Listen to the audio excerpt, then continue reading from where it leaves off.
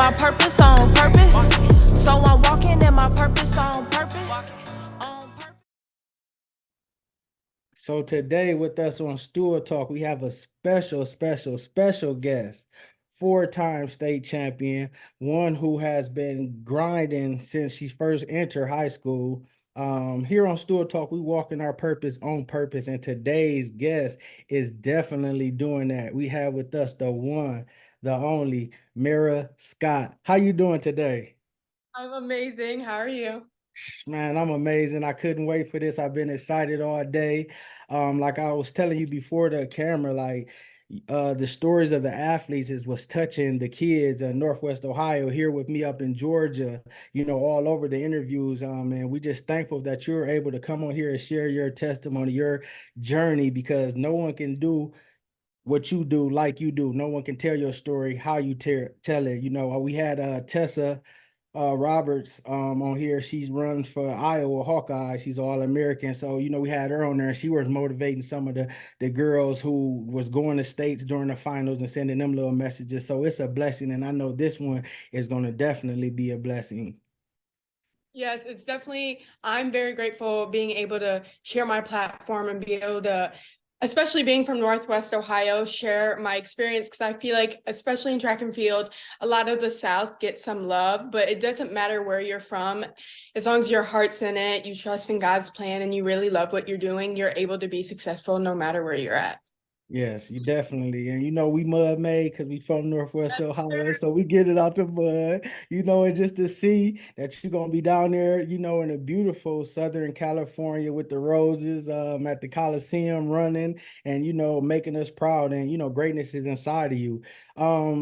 Let's start from the beginning. Like, where did this track journey begin? And was track your first sport? Is that the first sport that you played? Growing up, I was a dancer and I did cheerleading, which is kind of like people are surprised because you could say I was a little girly girl in that way, but track really came to me because a bunch of my friends in middle school were like, I'm gonna go do it, and I just decided to do it as well. Our relay, my seventh grade year, ended up making it to middle school state, so we did well there. And then going into eighth grade, I started working out with the high schoolers, and they were really pushing me. I met amazing high school coaches, and then COVID hit, so then it was kind of like, yeah, a hot mess. And then back once again, my freshman year, I was like, I really liked it. Like, I was seeing progress. I was really excited to just try it out once again. And I started running my freshman year. And obviously, it was still a little weird because we had a lot of restrictions and all this because of COVID. But yeah, freshman year, I'd say that's really where it blossomed for me, because I made it to states my freshman year. And I told myself, I was like, my mom and I, we talk a lot about our goals and I write it down. And that's what we've been doing ever since the very beginning, just envisioning what I really want and praying on it. And my goal my freshman year was to make it to states by senior year. So the things that I've accomplished, I'm just so amazing grateful for, because I never knew that would be possible for me. And yeah, I mean, I saw what I did at freshman year and I was like, I want more out of this. Like, this is not, there's going to be more from this. And I was hungry and I wanted it. So I just kept pushing, and I met amazing people along the way. I started lifting and changing my diet. And it was just like, if I want this so bad, I got to tune everything in. And I decided to do that. And it took off from there. Yeah, for he knows the plan that he has for us. Definitely. And that was amazing how you already had goals that you were able to accomplish, because sometimes God puts us in a position to be able to have what we want, what we pray for. And he giving it to us in front of our face and seeing if we can handle it, if we can be able to be grateful and thankful for it, and seeing if we're going to be like, yeah, I made it, and seeing how our journey is. But being yours escalated. What does a typical training week look like for you during track? I'd say it depends on where I'm at in the season, but at the beginning of the season, obviously you want to do longer, harder sprints like 300s, 350, stuff like that to build up your speed endurance. And I'd say a lot of that even comes with running in meets. I focused a lot this year on running the 400 and running all three in a meet just to build up that speed endurance. So when I was able to drop that, I'd feel lighter, faster, when it came to running the 1 and the 2, because the 2 is my favorite event. So that's always, I work off based off of that. And a regular week, I'd say beginning of the week, sprints are more harder on your body. You want to do your longer stuff there. And then as the week like winds down, you want to be lighter. You want to, like, a day before, I take the day off, or I'll do some blocks and stuff, because you want your body to be fresh so you're able to run your fastest. And I get massages, I do acupuncture, all that, Epsom salt baths, what all athletes do to prepare for a race. And Yeah. well, it's writing down my goals and praying, and that's what I do. So, yeah. Yeah. Is it any other athletes in your family that ran track that was fast, or are you about the fastest out of the family? Like, where did this speed come from? Because you making it to states as a freshman and you're competing and you getting faster and faster. Like, I looked at your times and stuff like that, and I'm like, wow, like you really be moving. Yeah. Well, my dad played Division II football. I have a twin brother. He's a 3-sport athlete. Just my mom ran a little bit when she was little, but she played volleyball in high school. But I don't know, it just came out of nowhere. So we all have like athletics in the family. Like my parents and siblings all play varsity sports, but with me, I guess it was just different. I was given a gift, so Yeah. I'm trying to use that to set an example. Is your twin brother named Matthew? Oh, William. William, okay, William, okay. It was somebody I looked to reach out because I was trying to see how I was gonna be able to get. I knew it was states coming. I'm like, man, I got to try to, be able to see if I could get her. So I'm just thankful. I had messaged somebody that reached out. I think it might have been William or something. So I appreciate them for getting the message to you and you getting back. Who was your trainer? I trained with a lot of people. I used to train with Dorian Hooker. Okay, I was gonna ask you that next. Dorian, shout out to Dorian too. Um, Coach Graham. He Okay. had Sean Graham. She's a Yeah. couple, like 2008. She went to Michigan. She was an amazing 400 runner, like 51, 52 in high school. And then Yeah. I think she went to Texas Tech. Her father actually coached me a little bit in high school. He was like the first person that really ever saw anything in me, because he had me in 8th grade and he was like, this girl's gonna be something. He told my mom that, and Yeah.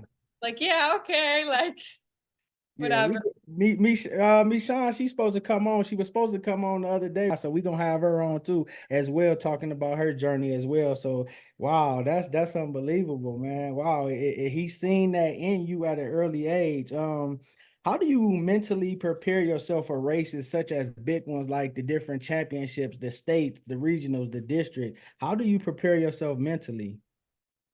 I definitely would say just talking with my family, especially my grandfather. He's very big on religion. So just leaning on him, and he's very wise, as well as my brother.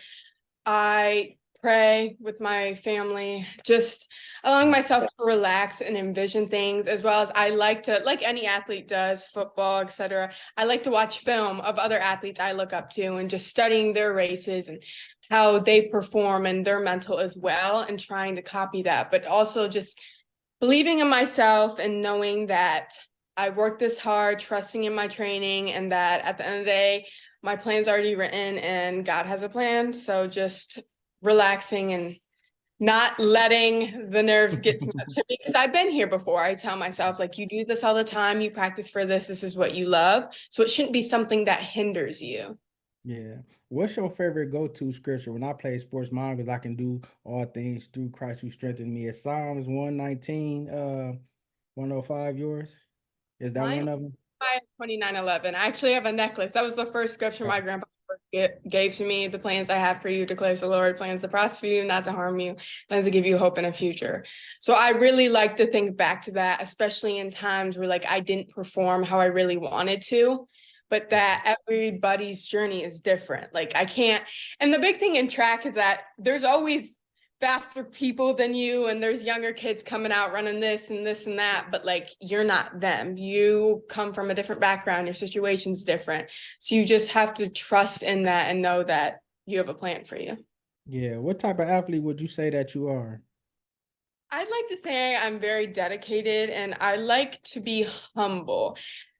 I don't really like the cockiness. That's not really something I'm into. I mean, obviously there's certain athletes that like have brought a lot of the spotlight to track and field that are a little spunky, and I like that. But personally, myself, I like to obviously work hard and let the time speak for themselves and just be very grateful. Like being cocky isn't really something that's me, but yeah, humility is definitely something I try to bring out of myself. And one thing I noticed about you with different interviews and just seeing and hearing you today, you give God the glory in your faith, because that's important and it's good for a lot of athletes to mention faith. Like we had Brooklyn Vaughn on, and she was talking about how faith helped her, and you talking about how faith helped you and how you keep on having it. What does faith mean to you, and how has it helped you during this journey? I mean, without that, then like you're lost in the world.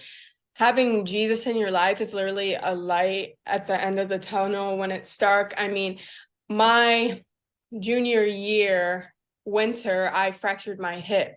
So I in junior year is your biggest year for track. That's when colleges really recruit you. And I was going in with the mental, like, I need to work really hard this year. Like, this is really, really important. And when I fractured my hip and didn't do what I wanted to do at indoor states and just indoor in general, I really like was at a low point. And it was really hard for me because, as you know, a lot of athletes, they kind of determine their self-worth sometimes based on their sport and how they perform. And that's really what I was doing and thinking, oh, like, I'm not going to be able to reach my goals, or I'm not going to be able to make it to this college, this and that. So when I was injured, I really got taught the meaning of patience, I'd say, because sometimes I can be an impatient person, but having that faith and growing in that as I began to heal and gain my strength back and all this and that. My junior year, as you know, I came back to win 2 outdoor state titles my junior year, and I couldn't thank God enough for that, because in that moment, obviously in the winter and fall, I was lost and I thought like it's over for me. Like I'm not really gonna nothing's going to happen. But then going into outdoor, just seeing that all unfold, I'm amazed by it. Like I talk about it all the time because I feel like that's what really stuck with me. And, you know, bad, in bad situations like that, it's really when God's trying to teach you a lesson. And I feel like at times, especially us younger people, forget that, but it all happens for a reason. Yeah, in our weakness, his strength is made whole. And it's just like when you were saying that, it's like he said, hold on, daughter, you might not win this indoor, but I got 2 outdoor states for you. Just trust and believe in me and have faith. You know, faith being the substance of things hoped for, the evidence of them not being seen, being that you didn't give up. You said, Lord, I trust you, for I know you plans you got for me. You know, I'm gonna continue to follow them. What advice could you give the younger kids and the youth about following God and knowing that God will help them versus worrying about what their teammates say or what they school say or what people say? You know, sometimes people believe in God, but it's quiet. But here you're bold with your faith. You're bold about talking about Jesus. What advice would you get to let kids know that we're supposed to talk about God and supposed to talk about the gospel? What would you say to that?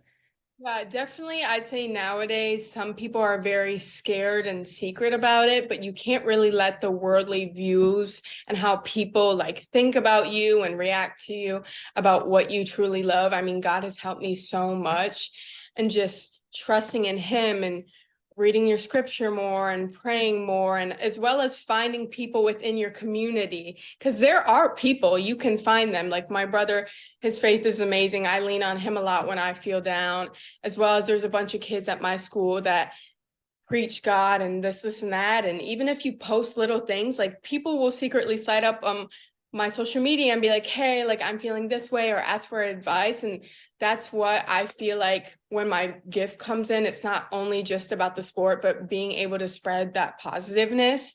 And every time like someone will ask for help or just advice, I make sure to talk about God in that and keep spreading that, because I mean, I wouldn't be who I am or where I am without Him.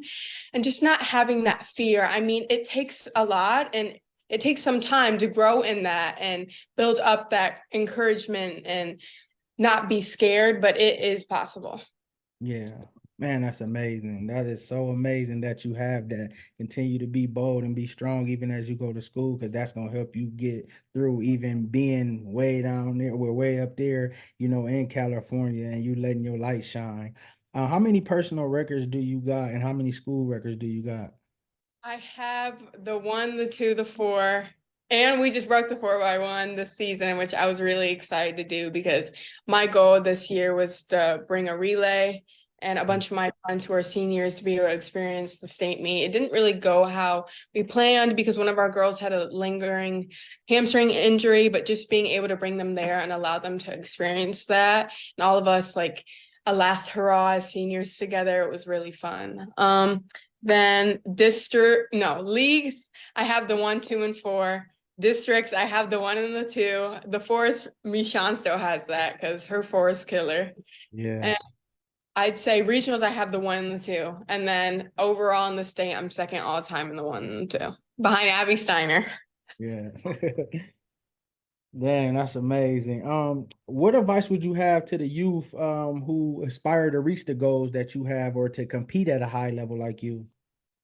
I'd say, like I said earlier, is being patient, and not everything's gonna come right away. Like I told you about my injury, there's gonna be times where at your lowest or you're struggling with a lot, but when you truly want it, then you just got to keep pushing and going after it. I mean, nobody can really want it for you. At the end of the day, you got to love it and you got to be hungry about it, and you got to put your all into it. And just having that will set you apart from everybody else.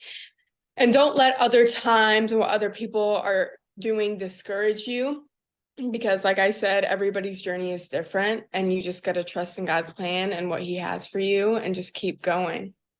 Yeah. How do you balance academics, athletic, being a teen, reading your Bible, praying, having friends? Like, how do you balance that, but you still killing and you still have grades? And I know God is helping you as well, but how do you balance for someone to be like, man, she's doing a lot?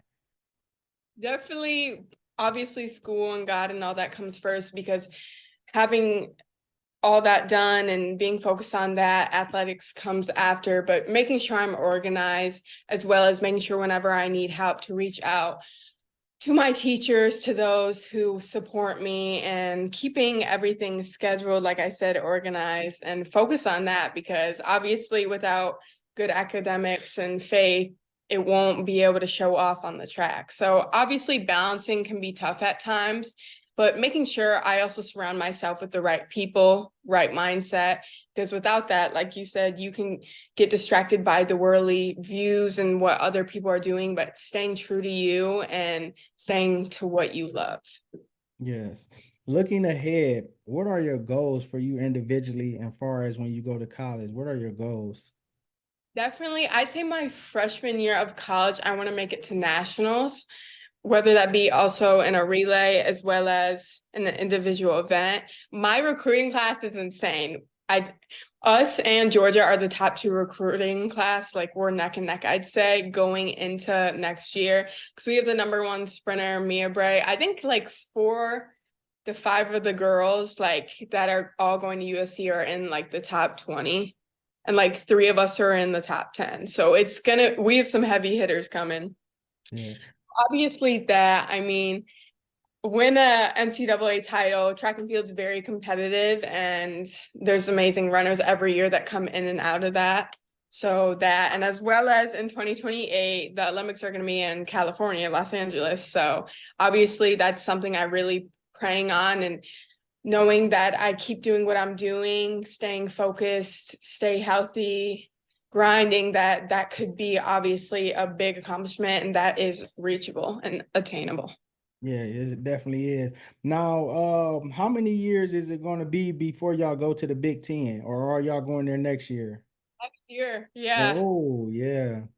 I'm really excited for it because obviously my whole family lives in Ohio. So not all the time, but being able to come back here for some meets. And I'm pretty sure indoor Big Tens is that going to be at Spire Institution, which is where I've been running all of high school. So very familiar, but yeah, just being able to come back here sometimes. And I know the time difference is going to be a different change, but I'm excited because I feel like obviously being so far away, having them be in the Big Ten now is going to be able to open more outlets for the people I love to come and support and see me. Yeah, that's what I was thinking about as well. How was your journey in choosing USC, and what would you say to athletes on choosing their college? Oh, that's a big one. Yeah. When I was at LA, it was just this feeling. My mom and I, one of the days, because we were there for, I'd say 2 days, we were on the practice field for, because the kids were practicing or whatever, and they brought out the marching band and they started playing their anthem and da da da, da, and it was just like something clicked. And all the people there were very kind and supportive and were like, do you need anything? Do you have any questions? It was very organized and not overwhelming. And I already know someone who's from Ohio, Justin Braun, who's one of the all-time greats here in the 400 meter from Columbus. He's there.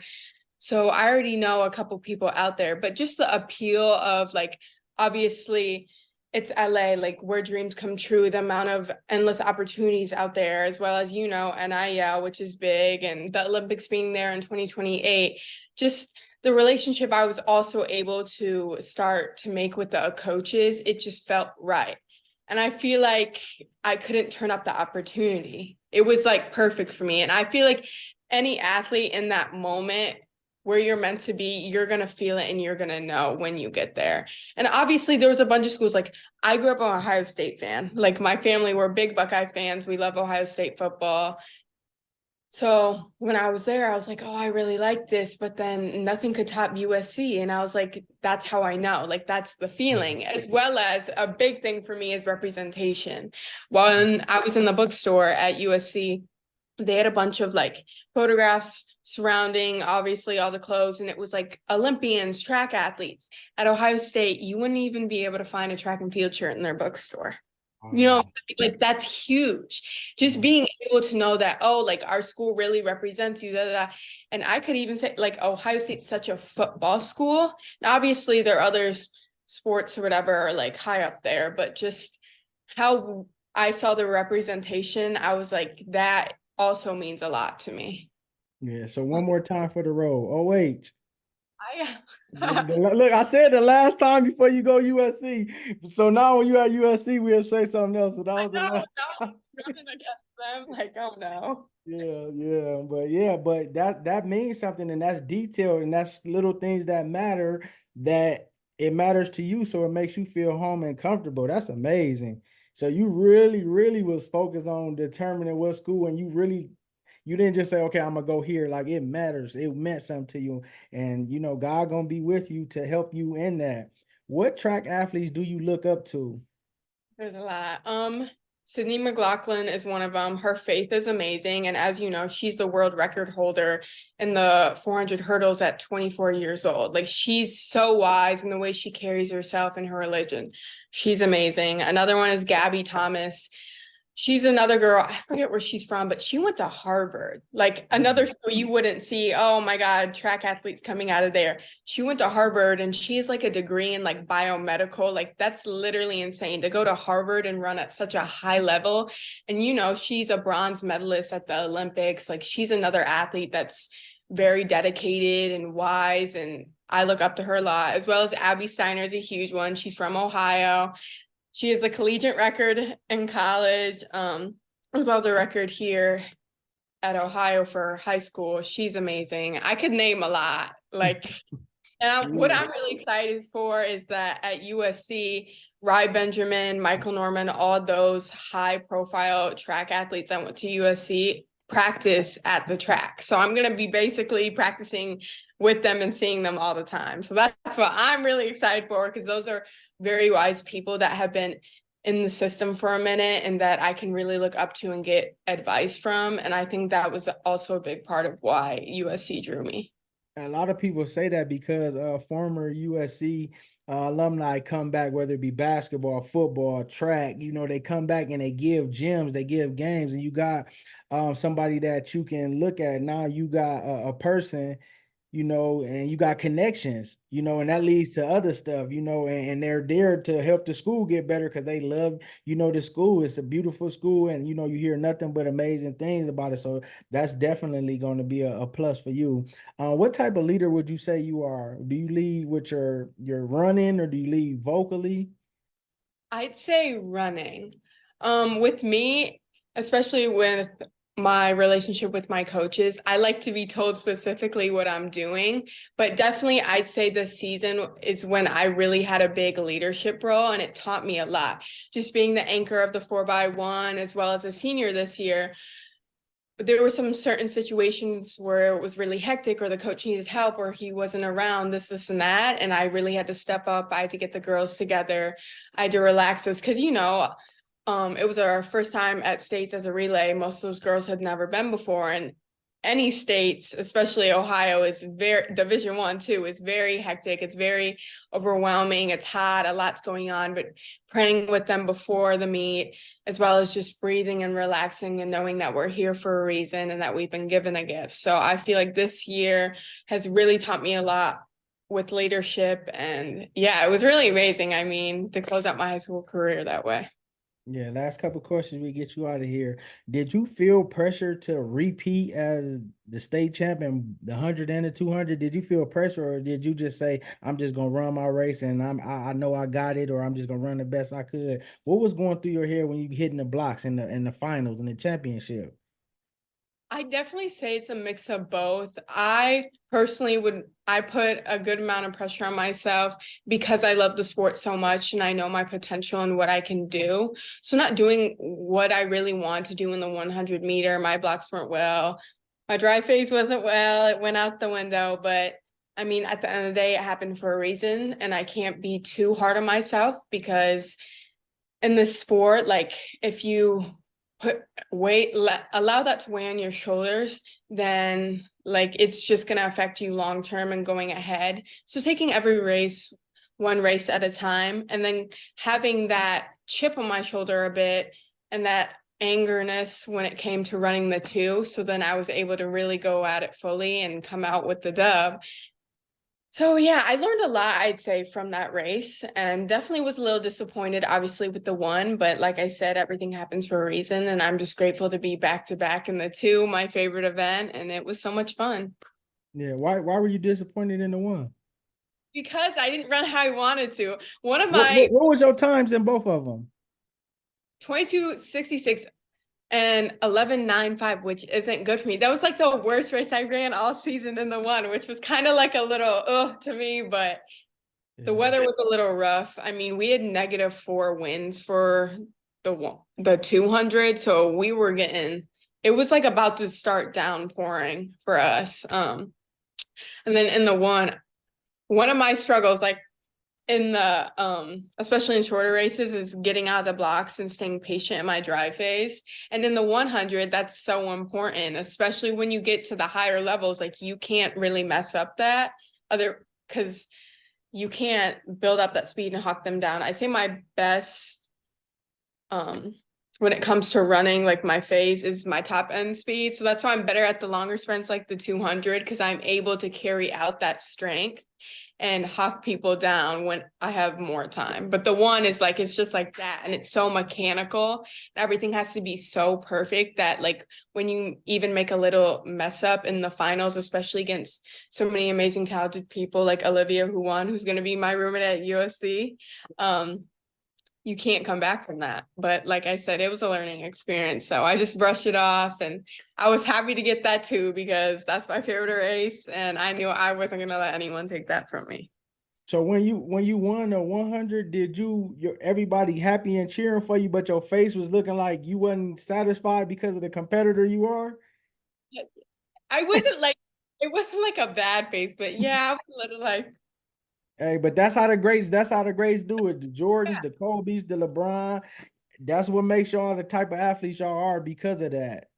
don't settle. I mean, with me, it's like when people give me congratulations, I feel like that's why also when it comes to humbleness, why I'm so big on that, is because I feel like it's never good enough or never. I'm always pushing the bar higher, always wanting to go higher. So when people are like, congrats, I'm like, thank you. But like, you know what I'm saying? Because they don't necessarily know the mindset or the workings of the race or what I messed up on. But I obviously know what I didn't do well in it. So Yeah. What's a go-to meal for you after a big race or after a race? What's a go-to meal that you love to get or that you like, yeah, I gotta have this after this race? like every athlete does, I love chicken and rice, specifically like Mediterranean food though. Like I love it, as well as acai bowls. Like I'm big on that. I'm big on smoothies. I actually eat really, really clean. And during season, I try to stay away from gluten and dairy. So that can be a little tough because I love ranch, like all stuff like that. But yeah. Yeah, you answered two questions in one because that's what I was gonna ask you too about your eating. So that is great. Okay, lastly, whatever comes to your heart, I want you to speak to the youth that may be watching this. Whatever comes to your heart. Hmm. If I think for a second. Basic one, but trust the process. I mean, thinking back, like I said, to my freshman year, if you would have told me that I would have accomplished all of these things, I wouldn't have believed you. And I needed to trust throughout all the obstacles of being injured, of this and that. Like freshman year at States, the week of, I had the stomach flu. I was puking. Like I was not ready. I was like, wow, this is really happening. Like I said, when that all happened, I was like, I want more out of this. Like, this isn't enough. So I kept pushing, I kept going, and never be scared to be you and keep representing who you are, where you're from. That's one of the big things for me is that going forward, I'm so happy that I'm going to be able to represent where I'm from. Northwest Ohio, I feel like doesn't get a lot of love. So never forget where you're from. Keep being you, representing yourself, representing your people, and trust the process. Yeah, definitely. And I have seen too, let me make sure I say her name right. Shout out to Ava Litton. She's going to Wash. Ah, that's my Yeah, girl. I went to Washington, North Canton, so I seen that. I'm like, oh, that's great. And shout out to Gretchen Sigma. She's going to Cincy. Ah, Yeah, shout out to them. Shout out to them as well. Y'all doing amazing things, and we super proud of you. I had seen by your picture it was Psalms 119. That's why I asked you. Your word is like a lamp unto my feet and a light unto my path. We just pray that God continue to bless you, Maira, as you go to Southern California, USC. May God be with you. No weapon formed up against you shall have the ability to prosper you. May God be with you. May He guide you and govern you.